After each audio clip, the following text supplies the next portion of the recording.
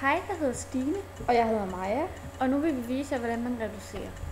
Det første reduceringsstykke, vi vil vise jer, hedder 8x minus parentes 2 plus 3x parentes plus 2. Og det første, vi skal gøre, det er at opløse parentesen. Og det vi kan se, det er en minusparentes. Ja.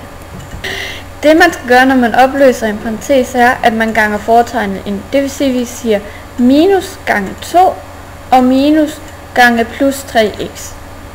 Okay. Og så har vi lavet sådan en kasse, hvor man kan se, at minus gange plus, det giver minus, og minus gange minus, det giver plus.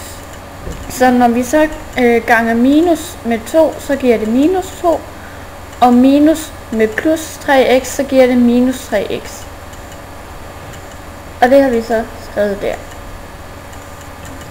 Det næste vi så skal gøre, det er, at vi siger 8x minus 3x, og det giver 5x. Og minus 2 plus 2, det giver 0. Så resultatet af vores reducering vil være 5x. Det næste reduceringsstykke, vi viser jer, er minus parentes 5 plus 3x minus y slut parentes plus parentes 6x minus y slut parentes.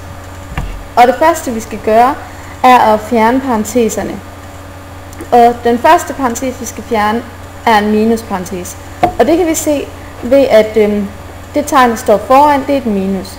Og når det er en minusparentes, så skal vi ændre alle fortegnene inde i parentesen til det modsatte. Og det ved vi, fordi at når man ganger minus med minus, så bliver det plus, og når man ganger minus med plus, så giver det minus.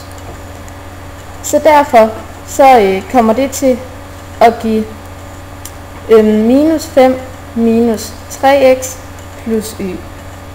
Og den næste parentes, vi skal opløse, det er en plusparentes, og det kan vi se, fordi det er plus, der står foran.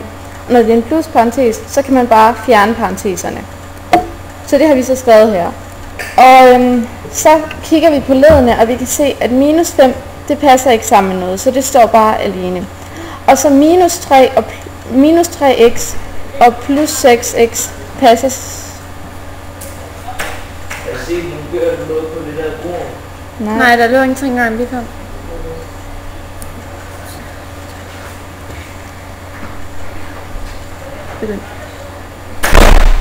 Og minus 3x plus og plus 6x, de passer sammen, det er samme slags led. Og minus 3x plus 6x, det giver plus 3x. Og plus y og minus y passer sammen, og det giver bare 0. Så derfor så bliver resultatet 3x minus 5.